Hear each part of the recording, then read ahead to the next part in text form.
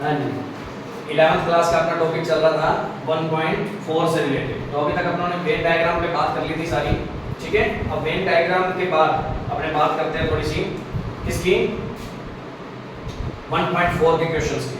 तो 1.4 के क्वेश्चन कौन कौन से हैं, स्टार्टिंग करते हैं। हाँ जी, पहला क्वेश्चन क्या है, x की वैल्यू गिवन है, x एक सेट है हमें ये दे रखा है, और y की वैल्यू 1 2 3 है। तो क्या फाइंड करना है, सम्मिलन। सम्मिलन मतलब यूनियन। तो x यूनियन y फाइंड करना है। तो कितना आएगा ये बताओ, 1 2 3 5 1 2 3 और 5 निकाल सकते हैं ऐसे यूनियन, ठीक है। नेक्स्ट का बताओ फिर, a गिवन है हमें a e i o u और b कौन सा है, a b c। तो दोनों में बड़ा कौन, या इनका यूनियन फाइंड करते हैं। तो इस तरीके से लिखूंगा मैं, a आएगा, b आएगा, c आएगा, e आएगा, i आएगा, o आएगा, u आएगा। बात समझ आ रही है। तो प्रॉब्लम करी। नेक्स्ट a क्या है, ये फर्स्ट, ये सेकंड, इसका थर्ड क्या है, ये सेट दे रहा है कौन सा, x एक प्राकृत संख्या है जो 3 का गुणज है, मींस 3 6 9 डैश डैश डैश, ये सारा यही है। 3 का गुणज का मतलब 3 का मल्टीपल। दूसरा सेट क्या बनेगा, 6 से कम एक प्राकृत संख्या है, ये लो, ये होती है 6 से कम प्राकृत संख्या। प्राकृत संख्या 1 से स्टार्ट होती है हमारा नेचुरल नंबर। अब इन दोनों में यूनियन कौन बनेगा, 1 आएगा, 2 आएगा, 3 आएगा, 4 आएगा, 5 आएगा, 6 आएगा, dash dash dash 9 12 dash dash dash. Union का मतलब क्या है, ये सारे और ये, ठीक है ना। तो 1 2 और 4 और 5 तो अलग से हो गए, और 3 के मल्टीपल बाकी जो बचे वो इस तरीके से 3 के मल्टीपल चलेंगे। तो प्रॉब्लम तो नहीं है।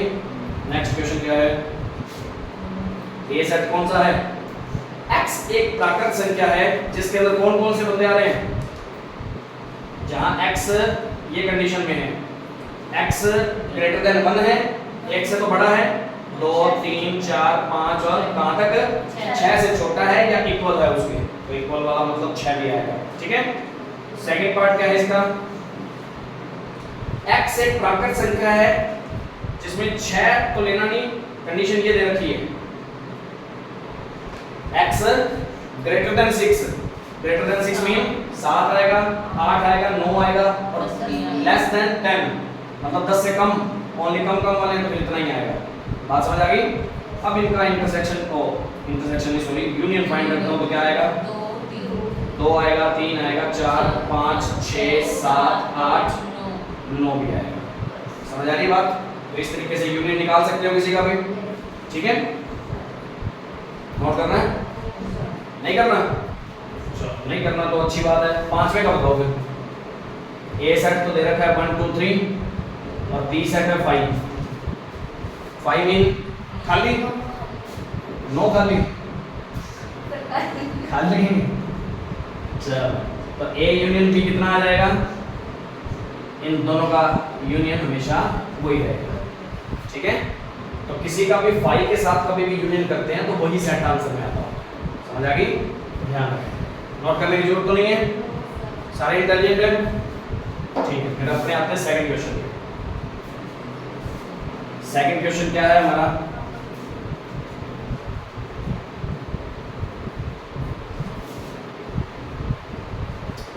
सेकंड क्वेश्चन है, मान लीजिए ए एक सेट है ए बी, बी एक सेट है ए बी सी, और क्या ए कंटेन कर रहा है बी में।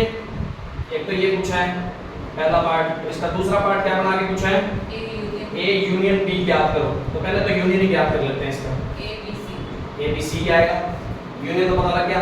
अब क्या ए बी में कंटेन कर रहा है, ए जो है बी में कंटेन कर रहा है, नहीं कर रहा, सिंपल सी बात है, इसका सबसेट नहीं है, ए जो है वो बी में कंटेन नहीं कर रहा, तो ये इसका उपसमुच्चय है भाई, बिल्कुल है, कर रहा है भाई, बिल्कुल कर दोगे, सही आंसर कर देना बस।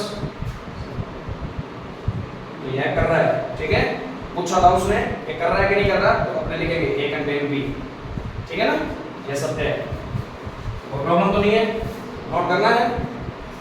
नेक्स्ट क्वेश्चन देखो, अब बात करते हैं ए और बी दो ऐसे समुच्चय हैं जिसमें ए कंटेन भी करता है बी में, तो ए यूनियन बी उस टाइम पे क्या होगा?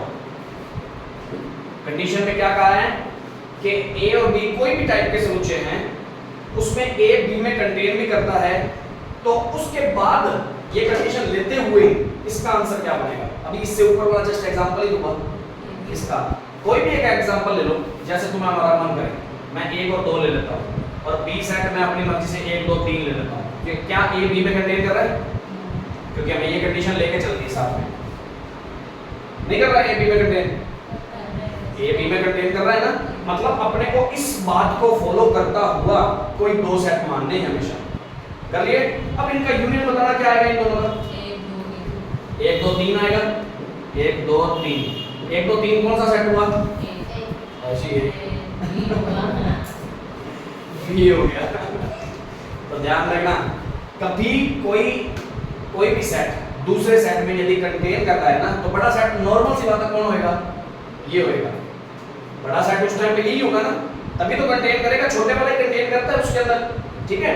तो बी ही उसका यूनियन बनेगा हमेशा, जो बड़ा सेट होता है ना वही हमेशा उन दोनों का यूनियन होता है। कब कंडीशन में? जब वो आपस में कंटेन कर रहे हो, तब उसी कंडीशन में हमेशा ये फॉर्मूला भी हो गया तुम्हारा, ये ध्यान रखना। तो ऑप्शन क्वेश्चन में ऐसे बन के भी आ सकता है कि यदि क्वेश्चन ए और बी कोई किसी भी टाइप के हैं जहां ए बी में कंटेन करता है, तो कौन सा सत्य है? तो A union B is equal to B, A union B is equal to A union B is equal to C, ऐसे करके कई ऑप्शन बना के दे सकता है। तो तुमने चेक करना होगा कौन सा ऑप्शन सही है, A union B is equal to कितने के बराबर? बी के। और ना याद रहे तो ऐसा कोई भी एग्जांपल लेके जो इस बात को फॉलो करता हो, फिर उसके बाद उसका यूनियन निकाल लो। क्वेश्चन इंटरसेक्शन पे भी बन सकता था, तो इंटरसेक्शन का फॉर्मूला बनाना हो तो उस टाइम पे क्या आएगा? इन दोनों में कॉमन कौन सा आएगा? 1 और 2, मतलब 1 इक्वल। तो ध्यान रखना, कभी भी ए कंटेन कर रहा है बी में, ये कंडीशन तुम्हें दे रखी है क्वेश्चन में, तो उन दोनों का यूनियन हमेशा बड़ा सेट होता है और उन दोनों का इंटरसेक्शन हमेशा छोटा सेट होता है। समझ आ गई? ये एक फॉर्मूले के रूप में भी याद रख सकते हो, काम आएंगे आगे, कभी भी यूज हो सकता है, ठीक है ना? तो ऐसे ये माइंड में रखना तो रख सकते हो। एग्जांपल अपने आप सोच लोगे कोई और, क्या यही नोट करना कर लोगे? ठीक है। नेक्स्ट क्वेश्चन क्या है? फोर्थ, ए सेट गिवन है अपने को 1 2 3 4 3 4 5 6, सी कौन सा है? 5 6 7 8, डी कौन सा है? 7 8 9 10, ठीक है? अब क्वेश्चन में क्या क्या फाइंड करना है? ए यूनियन बी फाइंड करना है, बताओ भी कितना आएगा? 1 2 3 4 5 और 6, ठीक है ना? ऐसे ही छोटे छोटे तो तुम फाइंड कर लोगे, ए और सी का अपने आप फाइंड कर सकते हो, बी और सी का फाइंड कर सकते हो, बी और डी का फाइंड कर सकते हो, 2 वाले तो तुम कर सकते हो, कोई प्रॉब्लम नहीं है। अब मैं 3 वाला करवा देता हूं, एक A union B union C, इसका आंसर क्या है? तीनों का कॉमन, तीनों का इकट्ठा करके क्या बनेगा? 1 आएगा, 2 आएगा, 3 आएगा, 4 आएगा, 5 आएगा, 6 आएगा, 7 आएगा, 8 आएगा, 9 आएगा और 10 आएगा, सारों के इकट्ठे वाले पार्ट में। समझ आ रही बात? अच्छा डी, अच्छा सॉरी डी वाला ले लिया क्या? हाँ, तो फिर 5 6 7 8 हाईएस्ट 8 है ना, 8 करके समझ आ गई? कर लोगे इसको? Next D C D, B union C union D, क्या बनाओगे? 3 आएगा, 4 आएगा, 5 आएगा, 6 आएगा, 7 आएगा, 8 आएगा, 9 आएगा, 10 आएगा, कोई प्रॉब्लम तो नहीं? ऐसे कोई 3 3 के हो, 4 के भी हो तो भी कर लोगे, कोई प्रॉब्लम तो नहीं है? नोट करना है, नहीं करने की जरूरत? ठीक है। आगे क्वेश्चन देखो, तो ये फोर्थ क्वेश्चन के बाकी पार्ट अपने आप करोगे। अब आती है बात, हाँ जी, वो कहता है प्रश्न 1 में दिए हुए समुच्चय युग्म का सर्वनिष्ठ समुच्चय ज्ञात कीजिए। प्रश्न 1 में जो जो दिए हुए थे ना, उन्हीं का क्या निकालो? सर्वनिष्ठ मतलब इंटरसेक्शन निकालो। पहले क्या निकालने थे? यूनियन, अब की बार क्या निकालने हैं? तो सर्वनिष्ठ का मतलब क्या होता है? इंटरसेक्शन। तो इंटरसेक्शन बोलना सीखोगे, क्योंकि ज्यादातर मुंह से इंटरसेक्शन ही निकलेगा हर बंदे के, तो इंटरसेक्शन बोलना आना चाहिए। सर्वनिष्ठ पता जरूर हो कि हिंदी में क्या बोलते हैं, क्योंकि पेपर में जो आएगा ना वो सर्वनिष्ठ लिखा आएगा, पर जब तक ज्यादातर फ्लो में जो बोलता है ना टीचर प्रोसीजर पढ़ाने वाला कोई भी बोलेगा, कभी भी समझोगे कहीं पे भी, तो वो इंटरसेक्शन बोलेगा ज़्यादातर। तो इसका इंटरसेक्शन निकालते तो क्या बनेगा? इंटरसेक्शन का मीन होता है कॉमन। कॉमन क्या है? 1 2 3 2 3। ठीक है, अब पहले का सेकंड को करते हैं तो उन दोनों में कॉमन क्या बताना? Sir A E I O you है एक तो, ABC और एक है ए बी सी। तो दोनों में क्या कॉमन है? A ओनली ए कॉमन है, yes sir तो ये हो जाएगा। प्रॉब्लम तो नहीं है। ऐसे ही अगला बताओ, अगले के भी कॉमन पार्ट निकालोगे, yes sir उससे अगले का भी निकालोगे, उससे अगले का भी निकल जाएगा। 5 वाले के साथ कॉमन क्या आएगा?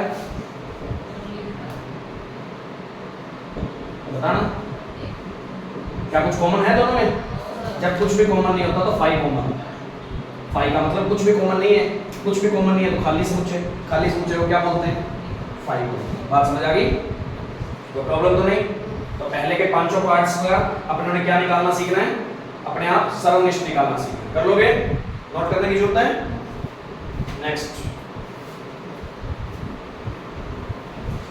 नेक्स्ट अपने बात करते हैं 6th क्वेश्चन। ए दे रखा है कितना? 3 5 7 9 11 7 9 11 13। सी कौन सा है? 11 13 15 और 15 17। ठीक है, अब निकालना क्या क्या है? पहला ए इंटरसेक्शन बी तुम आराम से निकाल सकते हो, ये दो वाले तो तुम कर सकते हो। मैं तीसरा करवाता हूँ, तीसरा पार्ट करवाता हूँ इसका, क्योंकि सिंपल तो तुम अब कर सकते हो, कोई बड़ी बात नहीं है। हाँ जी, ए और सी में या तीनों में क्या कॉमन है बताओ? ए सी और डी में क्या कॉमन है तीनों में?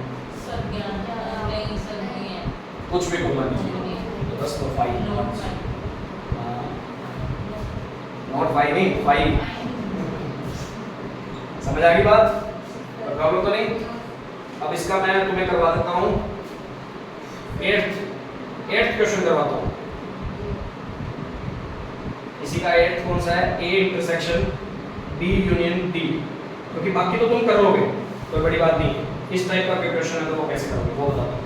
तो इसकी वैल्यू निकालने के लिए ना सबसे पहले तुम पहले क्या निकालो? बी यूनियन डी निकालो।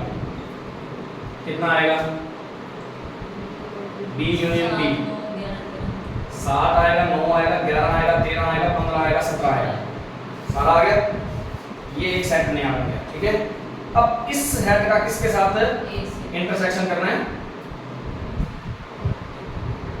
बी यूनियन डी का, ये बी यूनियन डी वाला सेट है, इसका किसके साथ इंटरसेक्शन करो? ए के साथ। तो इसमें और इसमें क्या कॉमन है? 7 9 11 7 आएगा, 9 आएगा, 11 आएगा। तो प्रॉब्लम किसी को हो जाएगा? कहने का मतलब क्या है? पहले यूनियन वाला पार्ट अलग से निकाल लिया, फिर इस हिस्से का किसके साथ करना है? ए के साथ इंटरसेक्शन करना है। मतलब ये जो निकाला है बी यूनियन डी, इसका इसके साथ इंटरसेक्शन कर लोगे, बस कर लोगे। इंटरसेक्शन का मतलब क्या है? कॉमन लेना। कर सकते हो इसको? इसके बाद नोट कर लेना, कोई बात नहीं। एक और बता रहा हूँ पहले, इसका 9th क्वेश्चन बता रहा हूँ।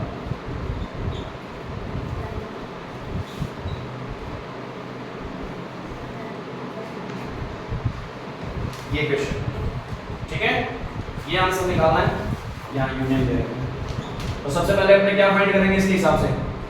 बी ए इंटरसेक्शन बी अलग से फाइंड कर लेते हैं, बी यूनियन सी अलग से फाइंड कर लेते हैं, फिर दोनों का क्या कर देंगे? इंटरसेक्शन कर देंगे।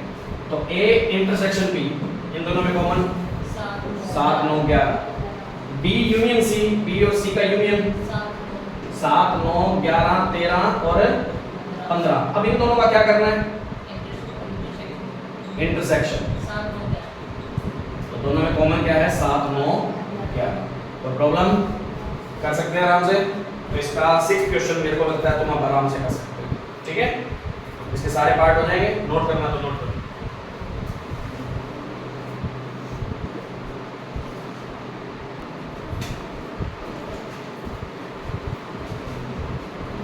वीडियो अच्छी लगी हो तो लाइक और शेयर जरूर करें, ज़्यादा से ज़्यादा चैनल को सब्सक्राइब करवाएं, ज़्यादा से ज़्यादा वीडियोस को शेयर करें। कोई भी प्रॉब्लम लगती है तो कमेंट बॉक्स में बता सकते हैं। Thank you. बाकी इसका मैटर जो भी है 11th क्लास का, ये 1.4 के आगे वाले क्वेश्चन नेक्स्ट वीडियो में बताएंगे।